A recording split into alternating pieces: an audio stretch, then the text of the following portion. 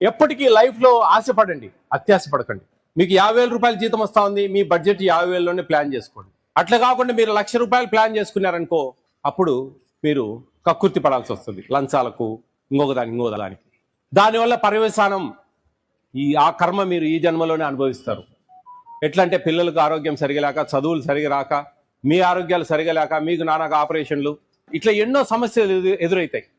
నేను నిజంగా దాదాపు 4 సంవత్సరాలు అయింది నేను ఈ పోస్టులోకి వచ్చి. చాలా గౌరవంగా ఉన్నా, గొప్పగా ఉన్నా, హ్యాపీగా ఉన్నా, సంతోషంగా ఉన్నా. నేనే దానికి నిదర్శనం. హ్యాపీగా పనిచేస్తా ఉన్నా. కొన్ని వేల హాస్టల్ తిరిగాను, కొన్ని వందల అంగన్వాడీ సెంటర్లు తిరిగాను. ఎంతో మందికి ఇదే మాట చెప్పాను. గౌరవంగా ఉండండి, గొప్పగా బ్రతకండి, తలెత్తుకొని బ్రతకండి, నిజాయితీగా బ్రతకండి. అప్పుడే మీకు మంచి జరుగుతుంది. మీరు కొన్న 10 రూపాయల ఆస్తి మంచి విలువ పెరుగుతుంది. మీ పిల్లలకు మంచి చదువులు వస్తాయి, మీరు ఆరోగ్యకరంగా ఉంటారు. ఇవన్నీ కూడా దీనికి నిదర్శనం, మీ నిజాయితీకి. ఆ హానెస్ట్నెస్ అనేది, ఆ స్వీట్నెస్ అనేది అది డిఫరెంట్గా ఉంటుంది. ఆ తృప్తే వేరుగుంటుంది, ఆ ధైర్యమే వేరుగుంటుంది. గుర్తు